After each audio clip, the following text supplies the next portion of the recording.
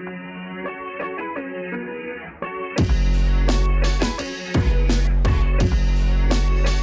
NBA draft is in the books, and the Philadelphia 76ers have their man.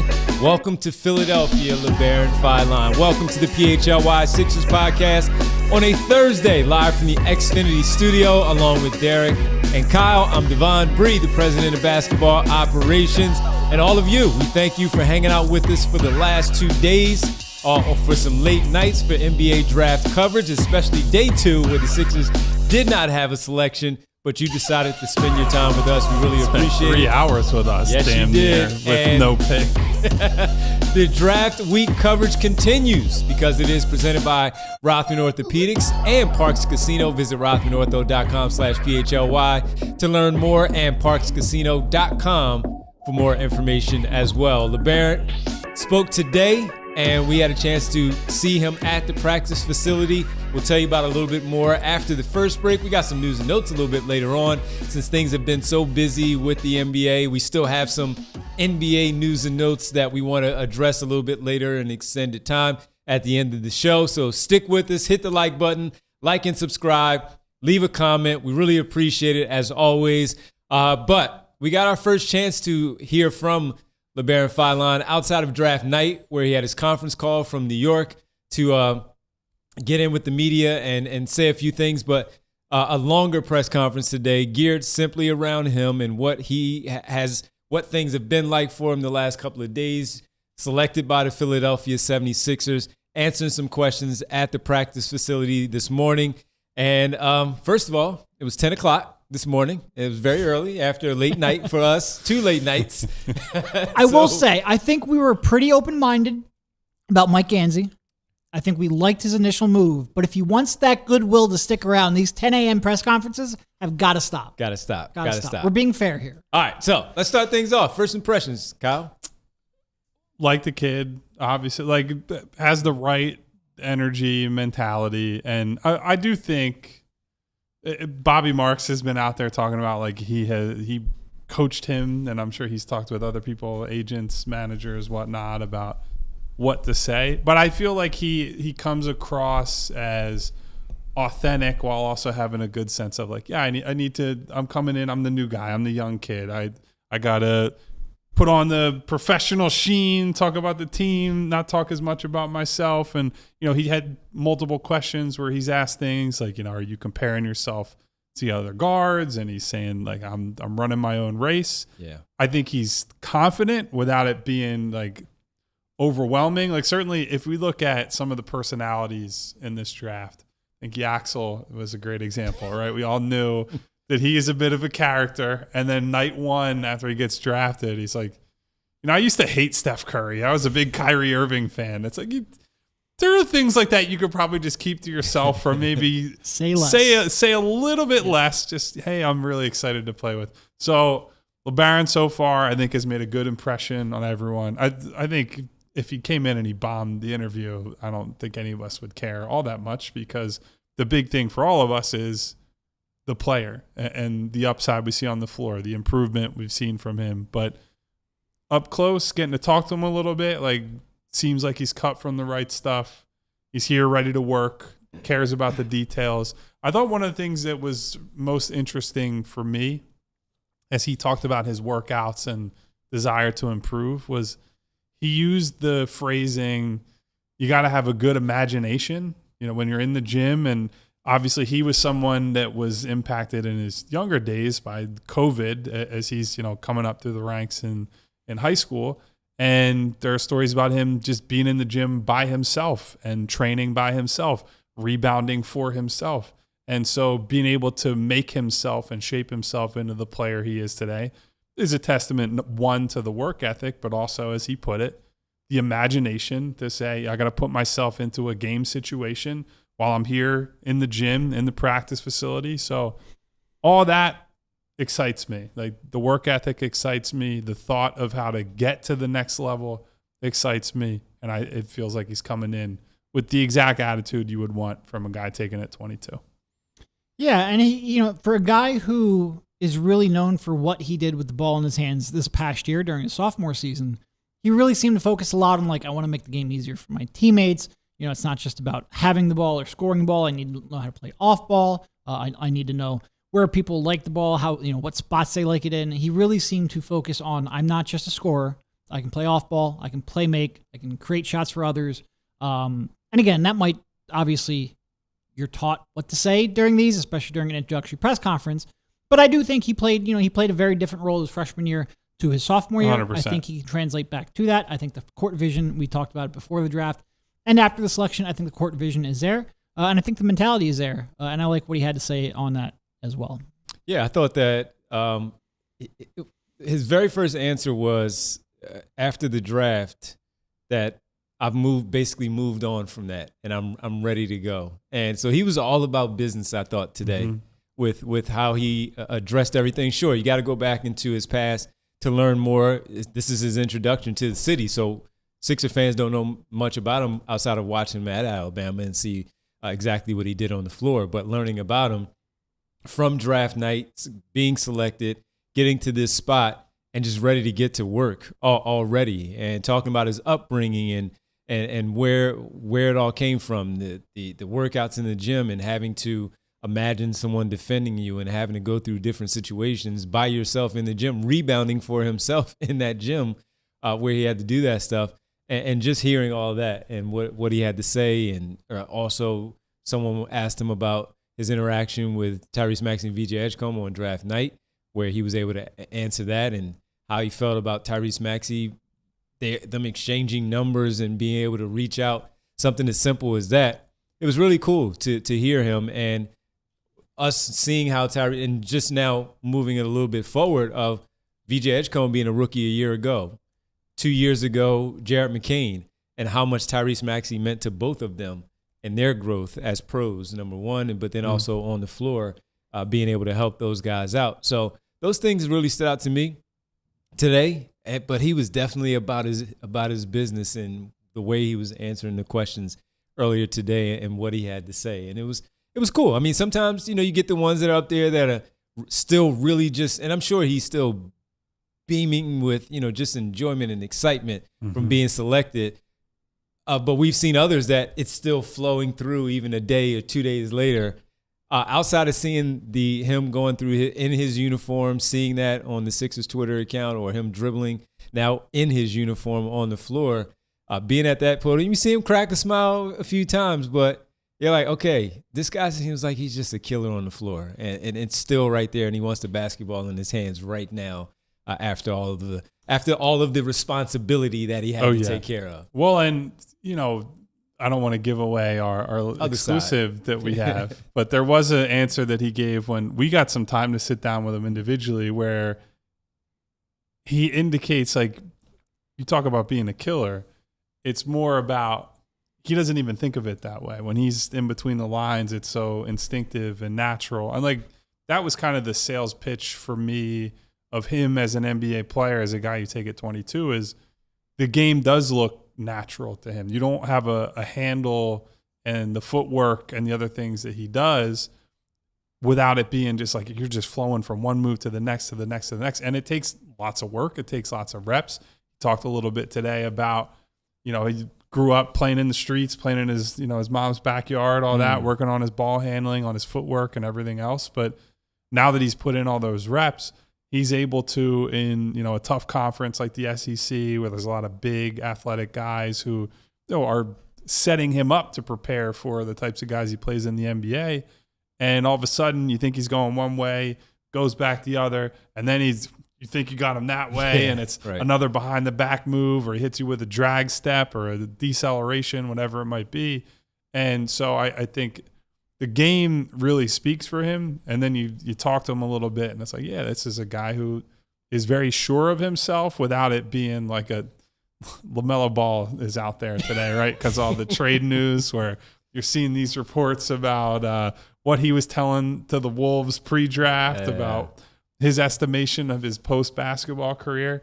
That's a guy who bites off a little bit more than he can chew. It feels like Labaron Philon is biting just enough. Why should you not want to be president of the United States? Come on. I was trying to leave Dream big. Labaron is biting off just enough, right? He is sure of himself. he's not full of himself. And I think that's an important distinction. Hashtag dream big. One of the other things that really stood out again earlier today was when he was talking about making the game easier for his teammates. He was very, very complimentary of everyone else without, to Kyle's point, putting all the spotlight on him. So here's a little bit from the press conference earlier this morning with Labaron Philon talking about making the game easier for his teammates. How do you sort of go about learning your teammates and sort of figuring out the way that you can help the best, and how beneficial do you feel like that's going to be coming into this situation where you are the new guy, the rookie, kind of just trying to fit in right off the bat? I would just say being someone that need the ball a lot is really just like not important. You have to be able to learn how to score without the ball and learn how to get guys involved without the ball in your hands. And I feel like, from my freshman, my sophomore year, that was a big jump that my freshman year, I found out how to do that without the ball. And then my second year, I went back, I had to ball a little bit more. So it's really just like finding out what your teammates like, the spots they like on the court, and the things they like to do while playing the game of basketball. I describe it as just like making the game easy for everybody around you and just like not making the game hard for your teammates.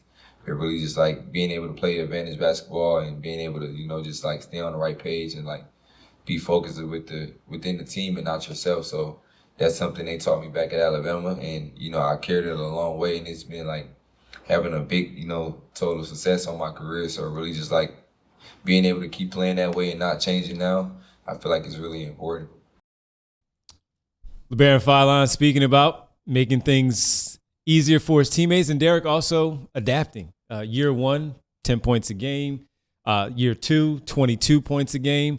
Different roles that he had in year 1 and year 2. Now coming to Philadelphia, a way different role because he's going to be coming off the bench. Leading the second unit, yes, but coming off the bench nonetheless. Well, it's going to be different in so many different ways, right? He's going to be coming off the bench. He's going to have times where he's playing alongside of Tyrese Maxey. He's going to have times where he's playing off of Joel Embiid, a post player, or at least a big man at the nail, who he's never played. There's no really... Nobody comes to the league prepared to play with Joel Embiid. Not Devon a single said guy. That so many times. There's just nothing to prepare you for that. And then you have to jump up in competition. There's so many different things that are going to be new for him. And the fact that he did have one very different role playing off ball next to Sears his freshman year, took over the team, excelled in both. I think that's going to help prepare him, because it really is like, it's one thing to have the skills to be able to react to that. It's another thing to be able to understand the game well enough and process the game well enough that you can react to that in real time. I think he's going to contribute early on, especially for a rookie in the 20s. I think he's a chance to contribute pretty much right from the jump. I agree. Yeah, and that skill set versatility, but also the mentality is one of the reasons we were in on somebody like a Malik Thomas, right, where he had shown the ability and the willingness to get off the ball and play in that role, having been, you come up through the high school ranks, obviously the ball's in your hands a lot. You're the lead guard, you're the face of the program, face of the offense, whatever it might be. And so Philon has already gone through a little bit of a up and down, and one game or 1 year I'm going to play this way, the next year I'm going to come that way. And then even this year, where he's the featured guy, he's scoring 22 points a game, he dealt with some like minor knocks, injuries here and there, and then came back and he came off the bench. And so you go through that experience. Like, when do you think the last time Labaron Philon would have come off the bench before that? Would have been a long, long time ago. Middle school, elementary school. Maybe there's another injury situation in high school, right? But you have to attack these situations differently. Like, guys that we talk to who are longtime pros, they have such set routines going into games. Like, I warm up at this time, I take this many shots, I eat my meal at this time. And so the cadence of becoming like a sixth man is much different than what you're used to if you're a regular starter, feature player of the offense. And so I think the way that he has talked about it is great. I think it's more important, as you guys say, that he's already shown I can toggle on and off with these roles, because it's a lot harder than I think people realize for the best of the best who come through the college ranks to come to the NBA. And all of a sudden it's like, you're not the big fish in a small pond anymore. You are a little fish in an ocean. Exactly. And you have to figure out kind of how you fit in with everybody. And so I think it's good that he's coming in with the mentality he is, with that track record. I also think because of where he's drafted, I think it's really helpful that you have someone like Tyrese Maxey, who One, I think, is just a good leader, like a guy who's cut from the right stuff, who's going to set a good example, but also has been there. He's been in almost the exact same draft slot, came into a team with expectations, was, on and off in terms of his minutes his rookie year. There were games where he's got to play because there are 7 guys available because of COVID absences, and then he doesn't play for weeks at a time. That's a tough mental battle on top of all the, keeping your conditioning up and all that. So I think this is a really good setup for Labaron Philon, and I think the skill set of his is going to help this team quite a bit. Weebay says, steal of the draft, just like Maxey was. Well, Maxey was selected at pick number 21. Labaron Philon selected at pick number 22. On the other side, we will get to a lot more from the press conference today and something else that we have to share with everybody when we get back. Little teaser there. You kind of know what it is. You do. You hang with us a lot. You know how we work. It's the PHLY Sixers draft week coverage of the NBA draft presented by Rothman Orthopedics and Parks Casino. Don't go anywhere because we want to share something with you on the other side here on the PHLY Sixers podcast. All right, let's talk about staying in the game, everybody. If pain is slowing you down, knee, shoulder, back, whatever it is, you don't have to just deal with it. The team at Rothman Orthopedics has you covered. They've been recognized as the #1 physician practice in the country by Castle Connolly for having the most top doctors in orthopedic care. I can attest with my ACL and my Achilles, I rank them #1 too. That's elite expertise trusted nationwide. Getting started is easy. Head to rothmanortho.com/PHLY. Schedule your appointment today. Don't know what type of specialist you need to schedule with? Use their fast scheduler program to quickly connect with their VIP scheduling team to get you set up with the appropriate specialist for your injury. And with Rothman now, you can get immediate access to orthopedic care with experts for guidance when you need it. At Rothman Orthopedics, your mobility is their mission. Visit rothmanortho.com/PHLY and get back to doing what you love pain-free. Parks Casino is my casino of choice. Great place for a night of headlining, entertainment, and award-winning dining. Make the night complete and stay at the new, beautiful Park View Hotel, which is just steps away from Parks Casino and offers shuttle service. You can't beat that. You get door-to-door service right there. Just announced comedian Ben Bankus on August 22nd. Magician Michael Carbonaro on September 19th. Tickets still available for these headliners at Parks Casino. Saturday, June 20th. You just missed that one, everybody. You got to be on board with these things. But these are the great things that you see in the past on their event schedule that you miss that's available for you at Parks Casino. George Thorogood and the Destroyers on August 28th. All right there at Parks Casino. Also, Sebastian Bach, special guest Steven Adler from Guns N' Roses on October 23rd. So, parkscasino.com. Buy tickets right now. Must be 21. Gambling problem? Call 1-800-GAMBLER. Welcome back to the PHLY Sixers Draft Week coverage presented by Rothman Orthopedics and Parks Casino. Make sure you hit the like button, like and subscribe to the show. We appreciate it as always. Also, go sign up, become a diehard member at allphly.com. where you have access to our merchandise, of course, where you sign up, you get a free t-shirt. You can also get the great content from Derek and Kyle. Summer's just beginning. Off-season just beginning. Free agency starts next Tuesday, so we'll have a lot for you at allphly.com. Make sure you go sign up, become a member at allphly.com, and get to hang out with us, including, you don't need to be a member to see this, but Theo said something very earlier in the show. Right? Said, get Philon on the pod. That's an interesting idea, Theo. An interesting idea? We like how you think. And guess what? We're going to have Philon on the pod, everybody. Because a little bit later, 5 p.m., it's going to drop on our YouTube page, our sit-down with Labaron Philon. Earlier this morning, early afternoon, late morning, we had a conversation with Labaron Philon. Here's a little teaser of what he had to say.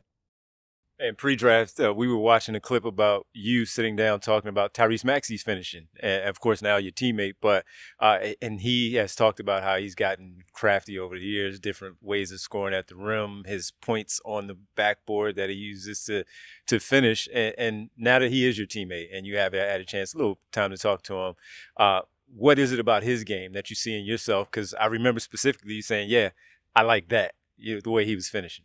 Really, I seen him.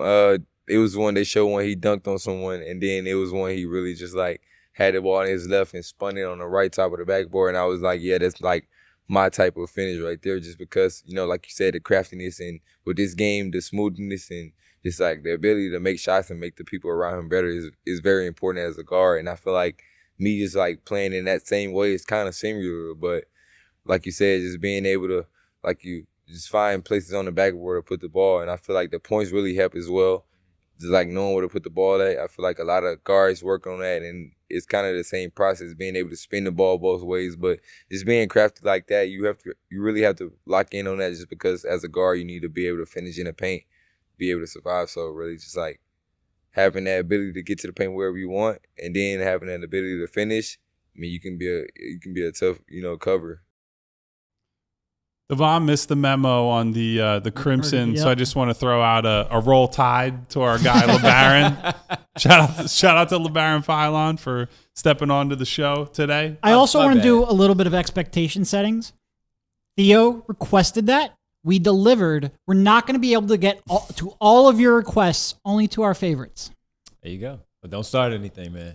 Don't start anything. You can check that full interview out, that conversation on our YouTube page at PHLY_sports. Of course, go check it out. Go to the video section, and we'll have that for you a little bit later. So just a little bit teaser right there. We see you too, Nona, asking for it, and we did that, and the Sixers delivered.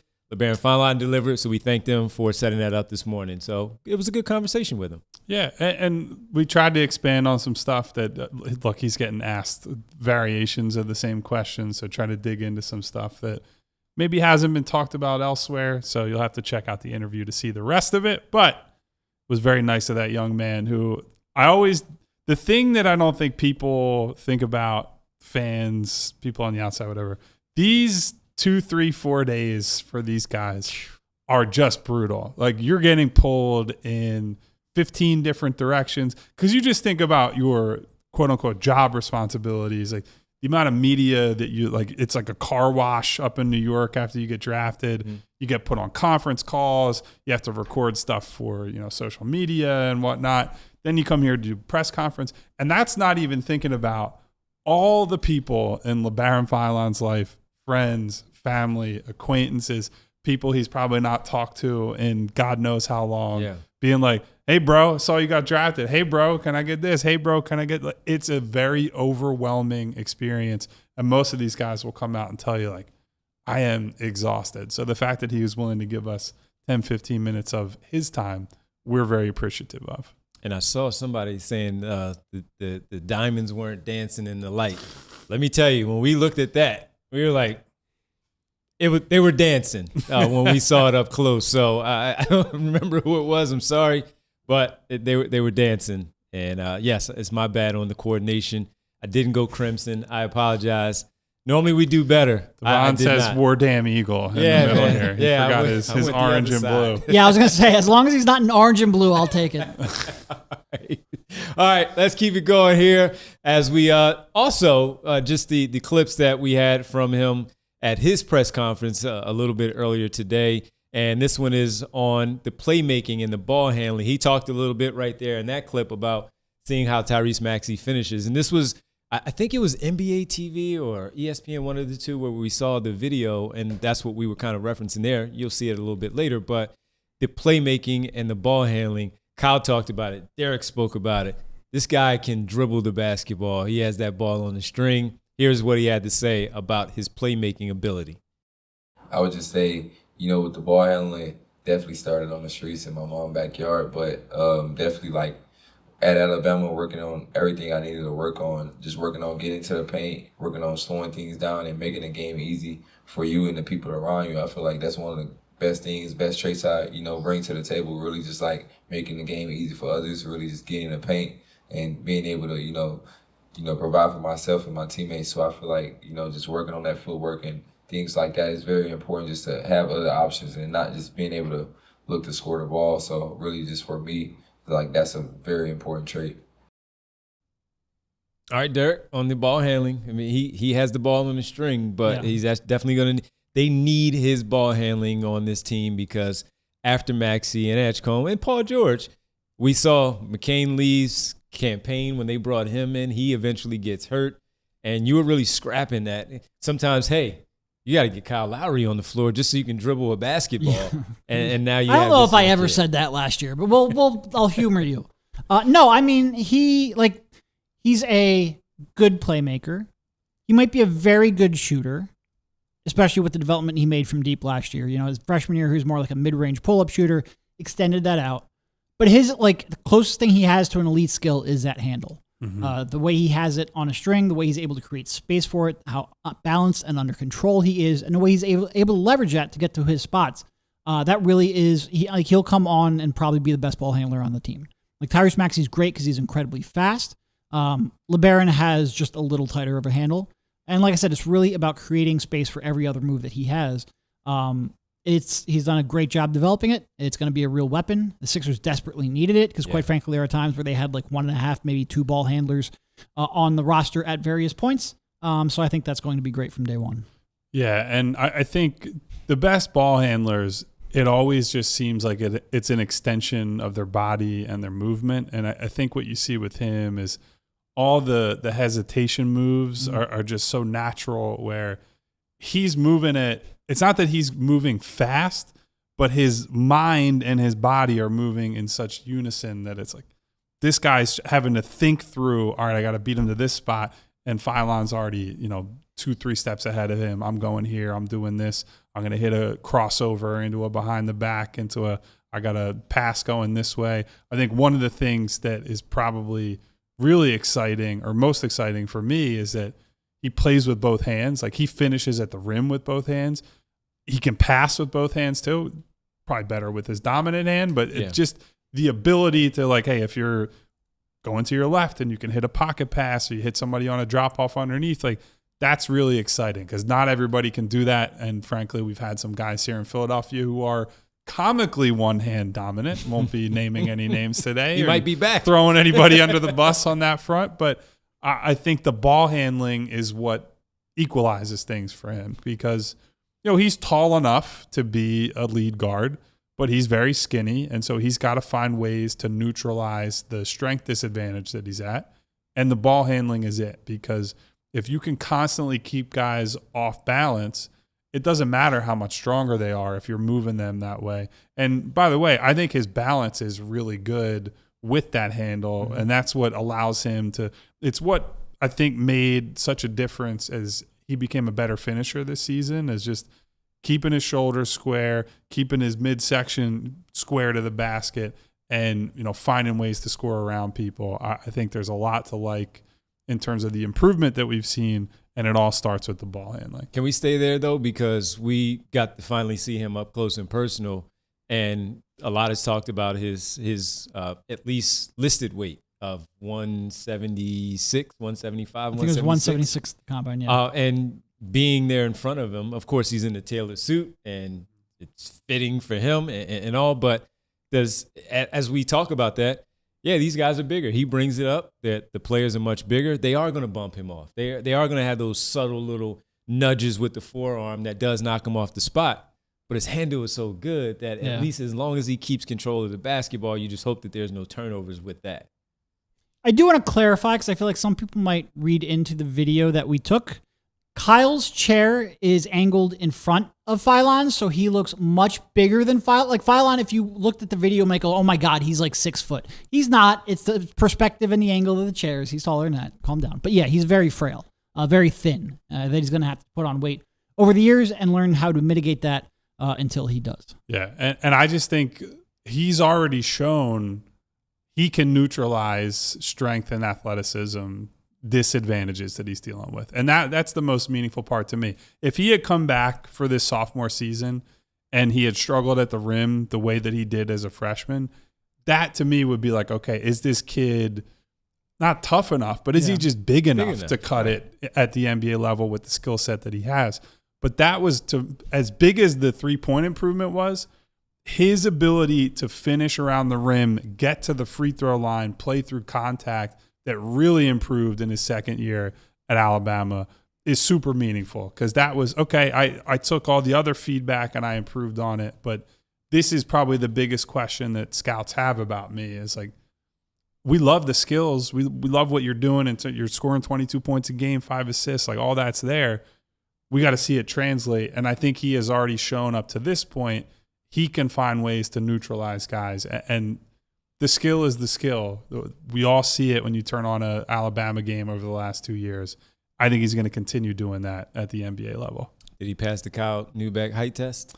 It's very close. I was going to say, we should have done, not for like Back-to-back. a picture, but do like a back-to-back and see exactly how that would have played out. I think he might get me. Because again, like Derek said, I definitely have some weight on Labaron. I am not as skinny as the young man from Alabama, but height-wise, we're like right in the same neighborhood. Yeah. So the picture was a little deceptive on that front. Yeah, I tested it out too. Height test. Yeah, you guys are, it's pretty close. I mean, if he didn't pass the Devon Givens height test, I might have had a problem with the selection. Yeah, if we showed up and Philon's on the set with us and he looks like he's Devon's size, then I'm like, Mike Gansey, what would you say you do here, buddy? What's going on here?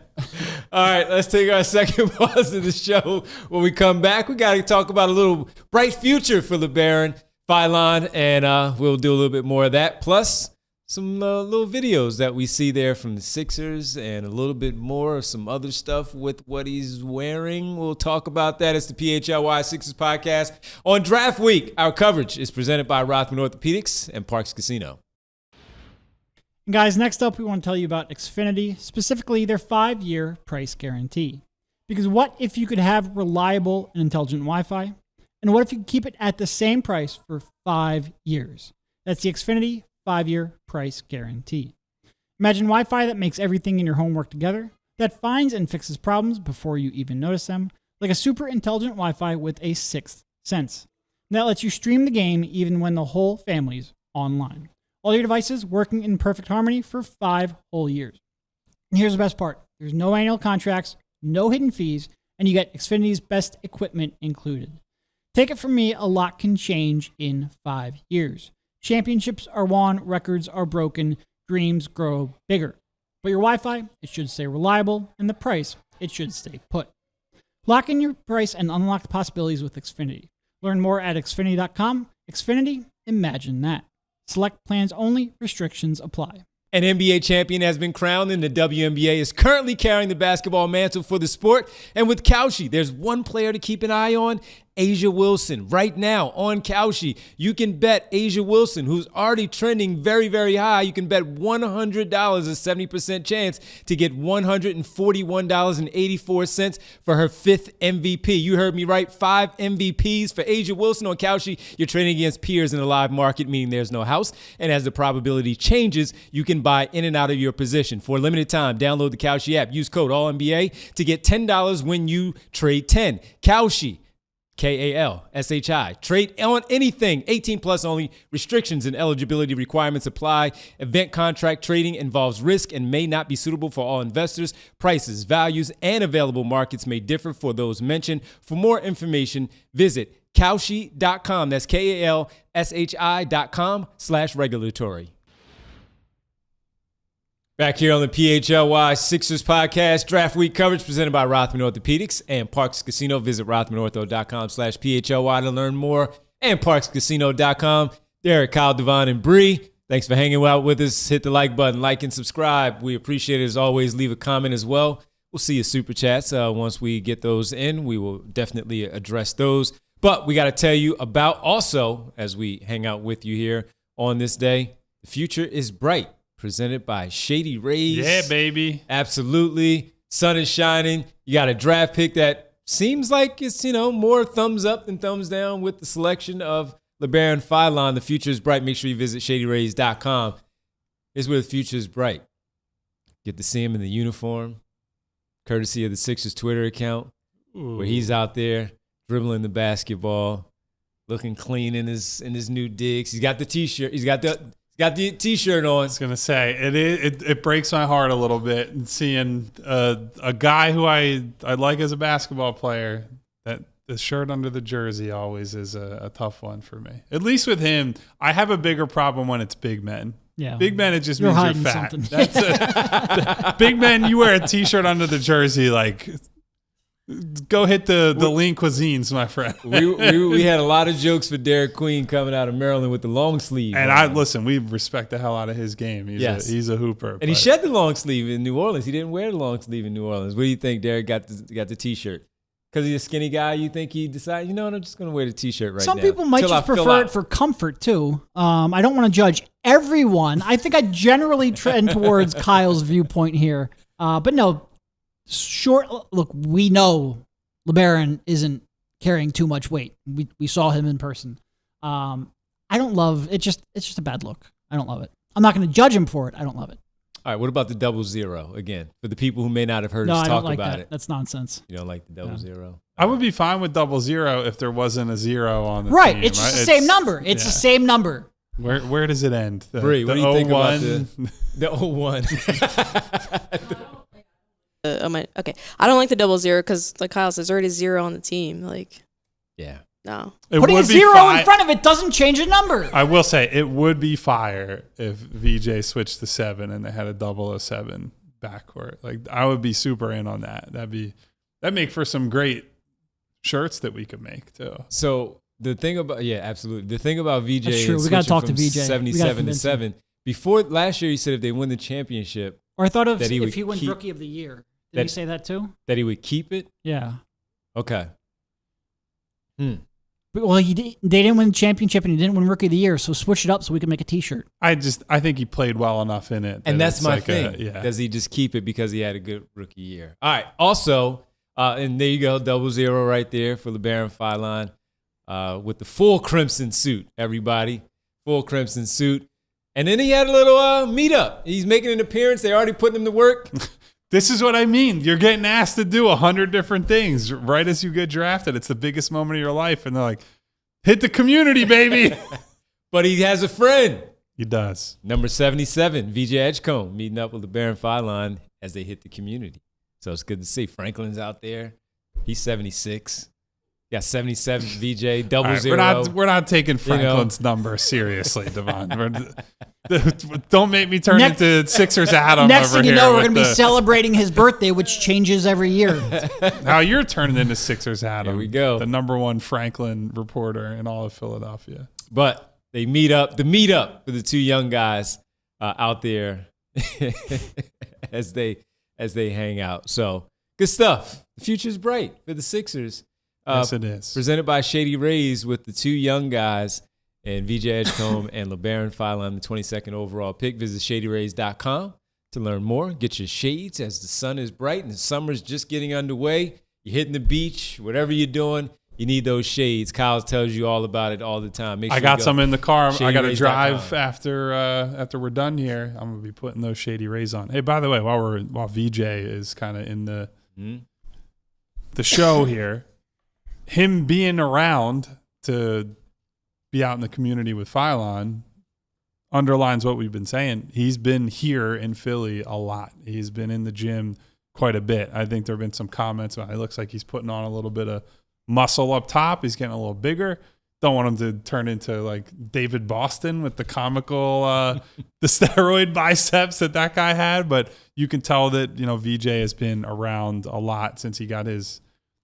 I think he said he was going back to Bimini for like a week or two, maybe, and then he went immediately. After the season. He went like the next day. Yeah. He was ready to go home for a little bit, So but maybe that was it. From all reports we've heard, he's been here quite a bit, getting shots up, getting into the weight room. So, speaking of the weight room, hopefully VJ can drag Labaron along with him and maybe get him even a Shirley Temple or two on Joel Embiid's advice. We were big fans of Trey Johnson last year at the draft. And Trey Johnson, famously, not the biggest guy, and some good height, but not the biggest guy as of yet. But we also saw that some of those videos that we saw from the Wizards, where he's put on about 10 pounds, you can tell already of him putting that on. So yeah, well, when you only weigh 110 pounds, putting on 10 pounds is pretty significant. there you go.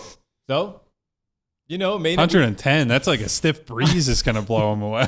Might have exaggerated that a tiny bit. Just a little bit. So we may not see it right away. The dividends paid off, but we will see it hopefully at some point. So how do you feel? Bree puts up a poll there in the chat. How do you feel about 00 as Philon's jersey choice of number.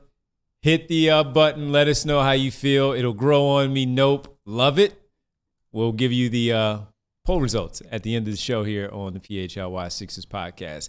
All right, one more from the video from the press conference today, and that is, of course, man of the hour, the man of the last few hours, last few days, Labaron Philon, talking more again about his fit here in Philadelphia and now what's next with his improvement. What specific parts of your game do you hope to grow in your rookie season and beyond here? I would say, just definitely the, production at Alabama. It was very important for me to go back and just like work on the shooting, the off-ball shooting, and being able to play on and off the ball. So, not really having a preference of what to do, really just being able to adapt in any situation they, put me in and being ready to play basketball. I feel like for me, that's one of my biggest traits as well, being able to adapt and, do both. So really just like working on that outside shooting and, getting stronger and working on the things that I feel like, is going to take my game to the, the next level. All right, Labaron Philon, Kyle. He's, like we said up top, I think he's just ready to come here and do the job he's going to be asked to do, because I think he also understands that if he comes in and plays well as a bench guard and that, captain of the bench type of role, you're going to carve out a bigger and bigger lane for yourself. Just because you have to earn it a little bit and just because you have to come in and work a little bit harder to gain everybody's respect doesn't mean that you're stuck there forever. And the reason that they were willing to bet on this kid is because I think they do think he can be, better than just, hey, he's going to play 14 minutes when Tyrese Maxey needs a break. And so I like that. I like the fit with VJ specifically off the bench. I love the on and off ball stuff that you can use with those guys. I can't wait to see these guys get going. Yeah, I mean, this is part of why all the people complaining about drafting a guard. And look, I understand drafting a slender guard. That's really the only concern. 6'4", 6'6.5" wingspan. I think that's fine. Not ideal, but fine. But all the people complaining about guards, you desperately, we were one injury away from Kyle Lowry playing in the playoffs last year. You can't tell me they had too many guards and too many players who could create off the dribble. It's just not true. Like I said, there is a concern with the slenderness of his build and whether he can hold up defensively alongside Maxey. 100% get that. Everything else, though, I've been wanting this type of player for a long time. I've been wanting this type of player who can spell Tyrese Maxey so you don't run him into the ground. And I just want players who can create advantages and make good decisions out of it. He brings all of that. So I hope he can find a way to get in the weight room, add 5 to 10 pounds a year for a couple of years and have a chance to play next to Tyrese Maxey. If so, that's great.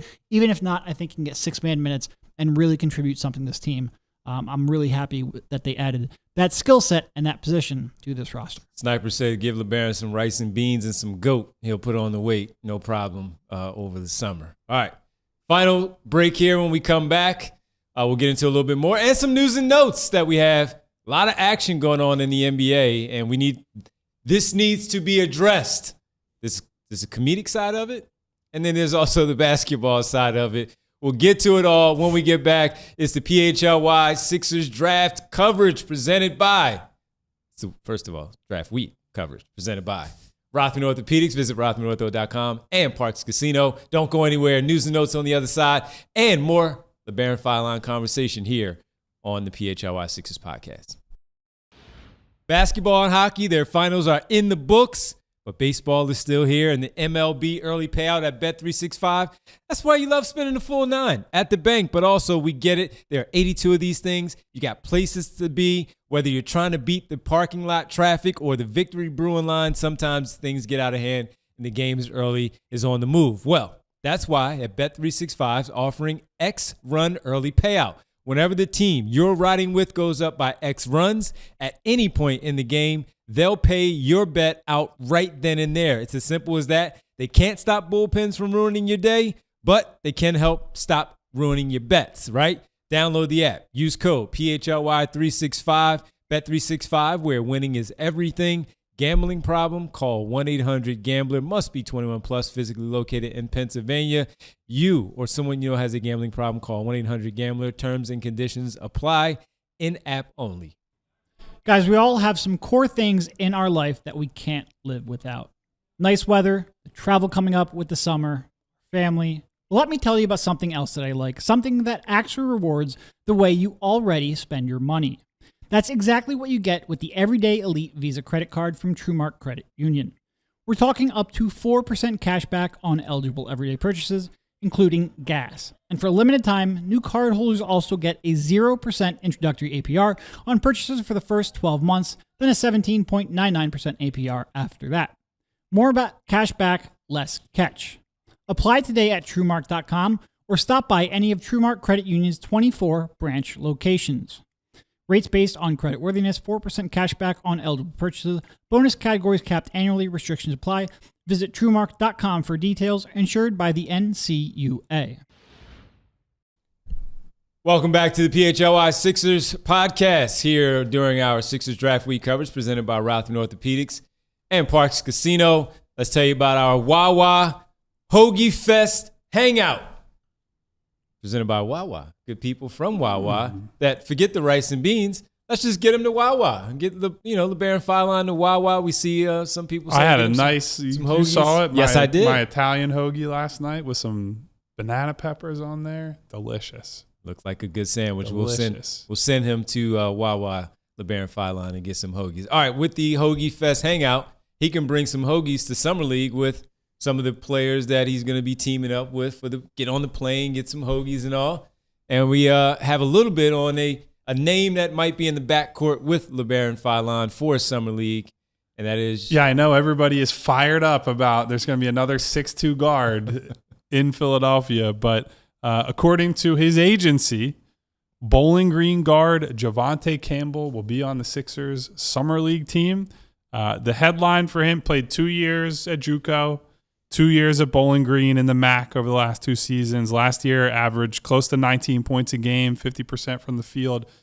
Was the MAC Defensive Player of the Year because he averaged 3 steals a game. He really got after it in the backcourt. 2.8 steals a game the previous year, about 30 minutes a game that year too. So since he has been a D1 player, he has been getting after it, playing at the point of attack, getting into guys' full court pressure. So that is one of the only names we know so far who is going to be on the Sixers Summer League roster. But Javontae Campbell from Bowling Green, another guard. I know everybody's fired up about that one. Your thoughts, Derek? What do you think the best player in Bowling Green history is? And is it Rashawn Holmes? No. Is it Antonio Daniels? I don't know. I'm honestly curious. I don't remember very many NBA players in our lifetimes from Bowling Green. I think Antonio Daniels probably Okay. over Rashawn Holmes. I think Nate Thurmond went to Bowling Green. Well, he trumps both of those guys. So I think I also said our he's a number lifetime. one. So Nate Thurmond is the winner on He's that. the winner. Yeah. Yeah. I don't know if there's a close second, but Antonio Daniels had a nice career. I was not covering the 1963 NBA draft. Right, You might be surprised looking at me, Yeah. but not quite. Fair. Well, now, I will say this about Summer League. I can't wait to watch Philon in Summer League. Yeah. Because as we know, big guys, you don't stand a chance in Summer League. The ball is in the guards' hands. And yes, the coaches will run some And plays guards and who all. can't dribble, normally it's a Yes. I'm not trying to throw him under the bus here. With all due respect to former Sixer Jaden Springer, that Summer League tape was ugly because if you can't get your own shot, you're going to have a long time in Utah. And I guess they're not doing Utah this year. You're going to have a long time in Vegas. Yeah, they are only in Vegas this year, I believe, which is a change for us. We won't have to be doing post-game shows, I guess. Or did we do post-game shows for Utah? For Utah, no. No, we just did the next day. Yeah. Less games to talk about for us, so we'll focus on the Vegas ones. Yeah, but he's going to be fun in Summer League. That's the right environment for him to really get off and pull Sixer fans in that may have some questions, at least for the summer, and we'll get to training camp and see where things go from Martian said the Sixers will only have 2 players in the rookie tournament. No, they will have more players. Honestly, it's been really slow around the league for this. Yeah. I mean, well, Do you guys have any speculation, information on why? Do you think the league came down on them for negotiating too quickly during the draft? Like, do they care about that perception? I can't imagine. Like, who cares? If you're talking to a guy who's going to be selected in the 50s about signing, like, who cares if you're doing that beforehand? But maybe they do. I don't know. I don't know what's taking so long. I don't know. But like in previous years, it would be like the moment that 60th pick was announced. There's like 20 guys that are immediately You'd get a text signed. and like, we're signing these 4 players. It's like, oh, okay. Yeah. I don't know. Maybe. And look, I mean, with all due respect to Campbell and some of the others, there was also more talent that maybe didn't get drafted because the last few years where now NIL is changing things and players going back to school, where people get bumped up, and then some of those names are the ones that are more likely to get those summer league invites, and we haven't seen it, two-way invites, and we haven't seen it just yet. So I don't know. Do they wait until after summer league to start as far as two-ways go? See how guys play, and then they'll offer some of those up. So we'll see. But that's our Wawa Hoagie Fest hangout, baby. Everybody. We got a new one, the Hoagie Fest hangout. Make sure you go grab your hoagie from the nearest Wawa and get. We saw a lot of people throwing some different names in it. Love the Italian hoagie and some others, some turkey and cheese from me. I know Derek is the meatball sandwich is a good one. Yep. We are aligned on I that had one. way too many of them. I like the chicken tender sandwich too, a little Yeah. buffalo Never had that. action. Yeah, that's a good one. I'll be seeing you soon, Wawa, with the chicken tender sandwich. We'll be seeing you soon. All right, that'll pretty much wrap up any last thoughts on Philon before we get to our news and notes? And I will just say, to add to the summer league piece, I do want to see what he looks like defensively in summer league. Not that you learn a whole hell of a lot, but just in terms of the effort, the attentiveness, like how much the Sixers are on him about embracing that role at the point of attack. Because I do think as a freshman, he showed a lot more there, and marrying, what he showed there to the offensive growth he showed in year 2 would be the best version of Philon. And he's going to, for this class, there's some really good guys that we know already at the He'll have point some guard position. competition. Yes, Yep. he will. Yes, he will. All right, Mr. Sandman, with a super chat here. Kyle, you got it.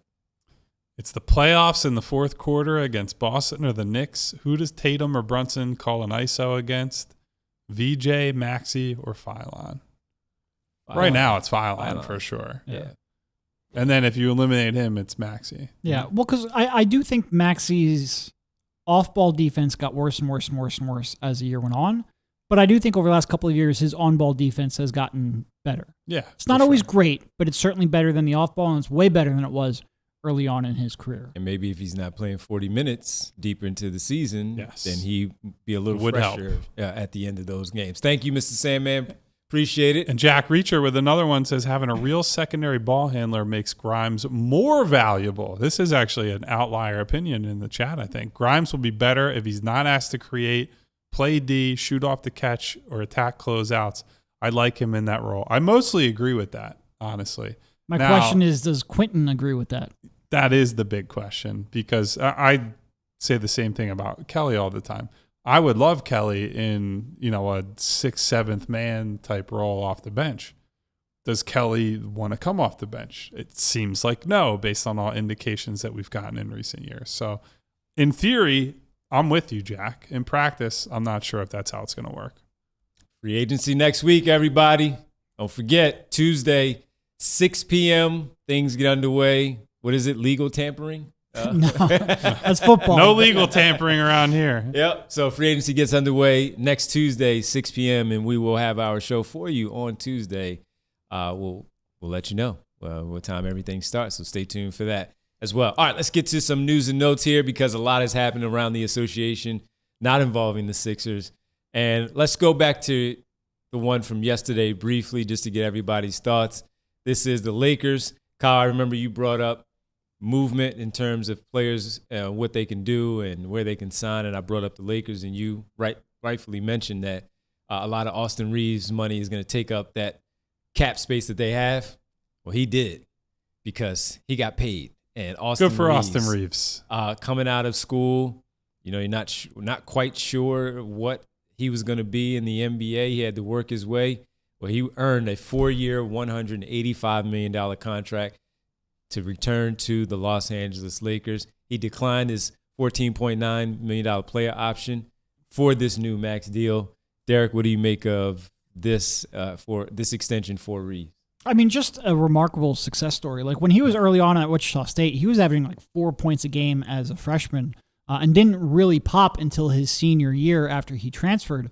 And for him to come out and earn this type of contract, and look, he's earned this type of contract. Like their on-off splits with him, their effectiveness with him, he has improved so much over the years.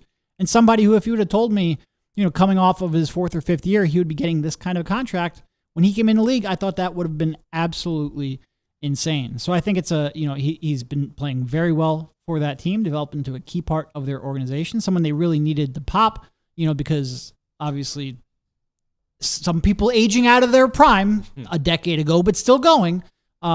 He gives them, obviously the Luka trade gives them new life, but he gives them a running mate that they desperately need.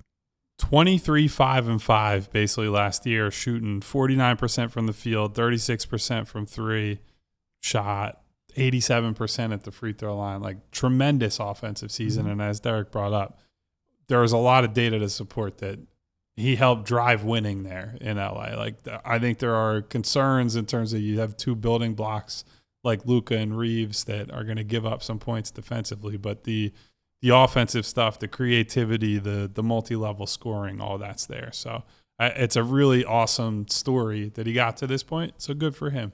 Go get your bag. Yep. All right. So one of the best undrafted career arcs. Like how many undrafted players have had a better start to their career? Not many. Yeah. I can't think of many better than this. No, I can't. No.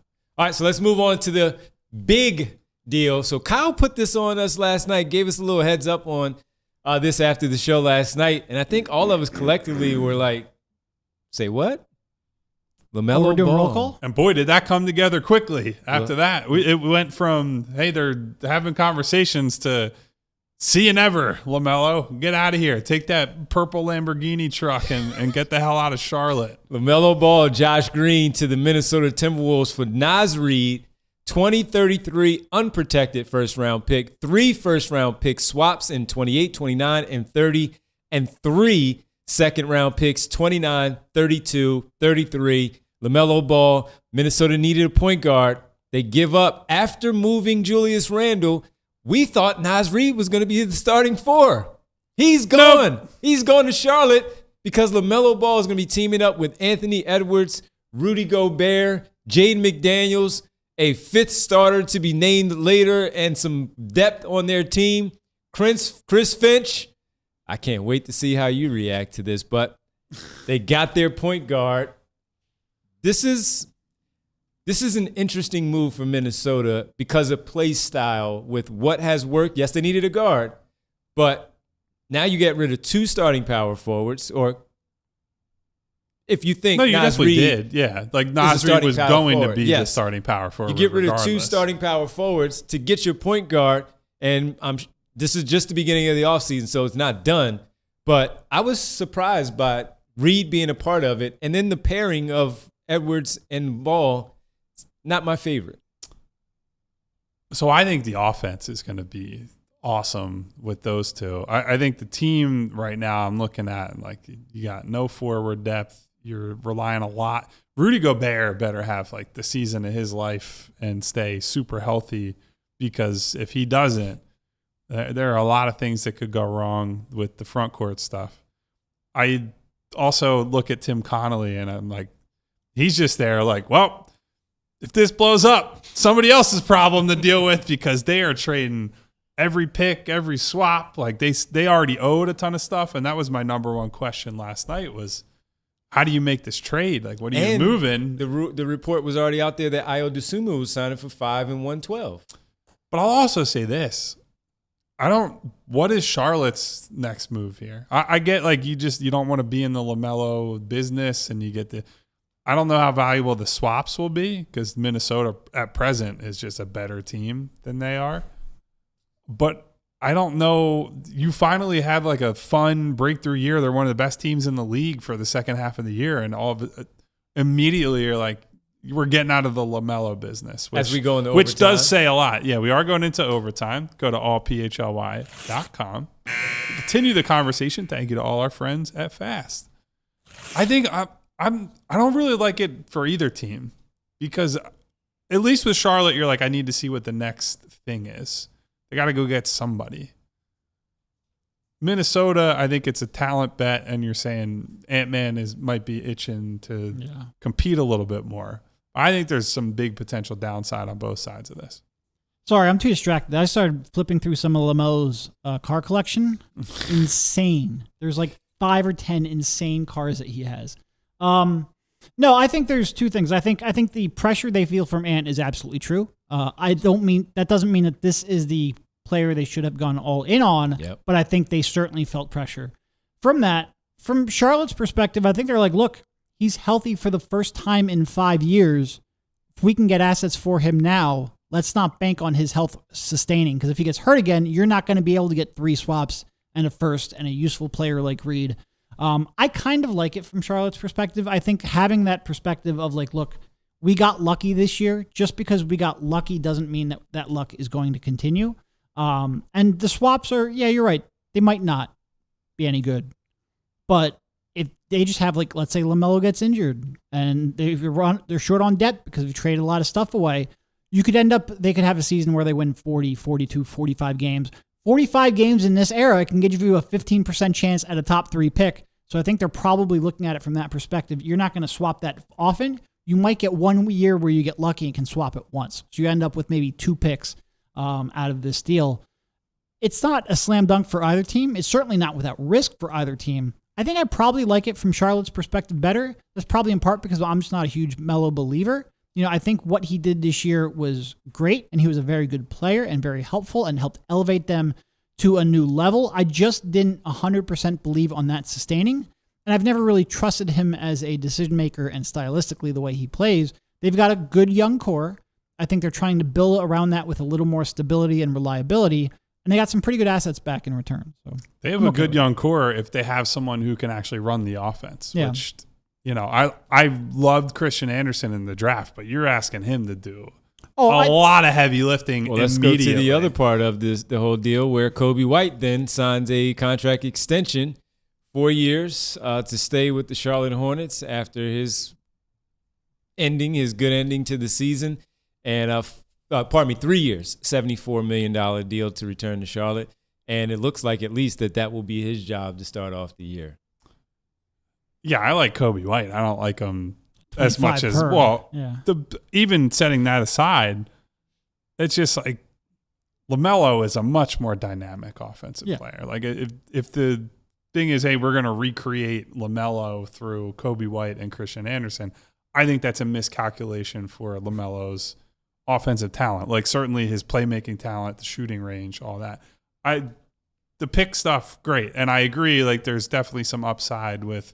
It just takes 1 year where like LaMelo is hurt, Ant gets hurt, and then the Timberwolves like go off a cliff and you can get a really high pick with one of those swaps. I don't know what the end game or the end goal is for Charlotte is more what I'm curious about, because like it felt at least like they were building toward a little something, and now you're really more of a rebuilding team again at this point. I think they clearly have to see that they're going to take a step back and be okay with that. We'll see. All right. That's the big news in the NBA. And we had a super chat from, I think it was Davon, says the fines for profane language, edge of my seat. Their press conferences are going to be interesting. And the cars, as Derek talked about, Kyle mentioned it off air when we were discussing a little bit earlier. And man, the driving, of course, in Charlotte that had that community worried. What was the one accident? Got me worried. He had? I don't live there. That one accident he had that was caught on video just from him being, driving stupid. And it was either him or a friend, but he had a reputation. All right, try that in Minnesota when the snow is, Kyle. You mentioned it. He better understand what winter tires are. He's in big trouble. Big trouble. And look, that's only a small part of it. I do get, if you look at the whole in totality of LaMelo Ball, does not come off as the most serious person in the world. So I can definitely understand how you get to a point where you're willing to move on and say, Minnesota, this can be your problem now. I feel like I hold him in higher esteem just in terms of the on-court stuff. And I know that's not everything. That's not how you build potentially a championship organization, but I think he's very good. So if he's healthy, I think him and Ant-Man are going to put a lot of points on the board. All right, one last thing, news and notes. I forgot this when Bree had it queued up, but I forgot it, so it's my fault when we were talking about Labaron Philon and all the new stuff going on. If you noticed him dribbling the basketball in his uniform, he had his sneakers on, and that is because he has signed a deal with Puma as a Puma endorser to begin his basketball career. So Labaron Philon is going to be a Puma athlete as he has signed a deal with them. His quote in there is, I've always stayed true to my grind and who I am, and Puma saw that from the start. I'm excited to keep building and show what I can do at the next level, end quote. Labaron Philon now rocking Puma. Good for him. With LaMelo Ball. The Sixers have 3 backcourt players, and they all have different shoe deals. Yes, New Balance, Adidas, and now Puma for Labaron Philon. All right, Bree, poll results. That's in the news and notes. Poll results for the 00 Labaron Philon. 41% say they love it. They love it. 36% say it'll grow on me. So I guess I'm in the minority with nope. It's just not a unique number. Yeah. You can't have 2 players with the same number. I hate it. Agreed. Fair enough. Get off our lawn, etc. I would be fine with 00 if there wasn't a 0. Yeah. Okay. All right. All right, everybody. That'll do it for us, We everybody. got one more Time for super a chat roll. coming in. Oh, Jack Reacher says, just imagine if the Sixers had the collective organizational stones to sell high on Embiid instead of extending him. You weren't. The only time you could sell high on Embiid was when he was literally coming off of an MVP season because he was hurt by the next offseason. I could understand saying don't give him the extension. There was no world where they were trading him while he was playing MVP basketball. Correct. All right. Let's get to it. The world famous. Oh, we didn't get to, did you guys see the Kawhi reporting today? Did. We didn't talk Raptors? about that. Mark- Yeah, that yeah. apparently he would be willing to sign an extension with the Raptors and that it'd be a Brandon Ingram-centric trade. And that's interesting because everybody that was there when he was there is gone. There's a whole new. You can't spurn a team like that and go crawling back to your ex. I mean, he did win a championship, so I I was guess going you to get a little say, bit of I grace. feel like the banner hangs be forever, and so that's. They'd be fine with it. Do you think it happens? I At this point, all don't these think stories so. come out. I'm just like, it feels like the wheels are already in motion, and they're trying to soft launch it before it actually happens.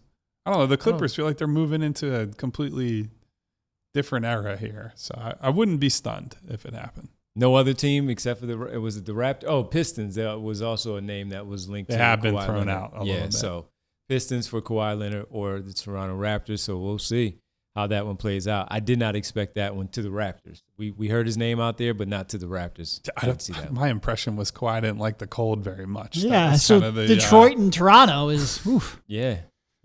All Maybe right. he's just trying to get away from the tree planting scandal. Send me And that was somewhere. part of the Send me to report. a new country. Once all that stuff is done, yes. Who knows? Well, everybody, thank you for being here today. Sorry, I meant to bring that up to you earlier because that was a weird one today. Thank you, everyone, for being here. Can we see our super chatters real quickly, Bree? I think it was Jack Reacher, Schoolboy, and, of course, Mr. Sandman. Thank me you a for your dream. contributions to the show today. Thank you also to Evan's Travel Channel. Wonder where Evan's off to. Where you I'm going? gonna have to get some advice from Evan. Thank you to D. Send Craig, photos. to Chris Blaylock, to Walrus, to Sniper, Walrus Maple, is back. Greeny Green, the Green-Eyed Bandit, JY Doctor, X-Man Theo, Weebay, Ed Wright, What up, Jesse X? Bond, Martian Lynch, of course, the All Caps King. Thank you to Yams. Thank you to Joe76, Brian Knight, Kyle Wright, Jazz, Randy Jazzy. Rubart, Andrew Woodland. Is that K. Rowley, Mickey, Ike O, Hoop Beast, Hoop Beast. E-Train 9, Reardon, my girl Nona, Val, Mom's Grandchildren, Hey, ladies. Rich P, Eugene Ross, Jesse Bond, Joaquin, of course. Thank you to Reardon. Thank you to everybody who stopped Reardon? by today. Don't forget, 5 o'clock. Yeah, we have a exclusive, can't say one-on-one. 2-on-1. That makes it sound really weird.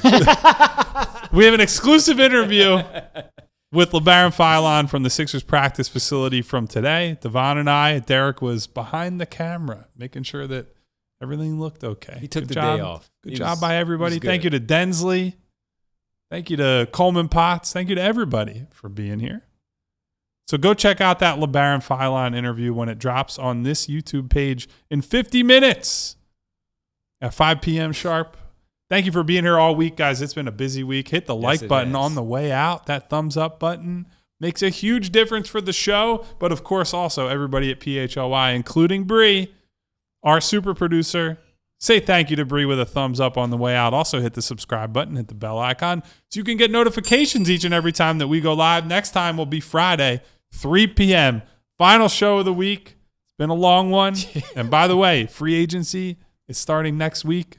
So we're going to be pivoting almost immediately into the targets, the front court guys. Who might they bring in? Until next time, guys, stay safe. Take care of one another. Goodbye, everybody. See ya. We all silly like the mayor.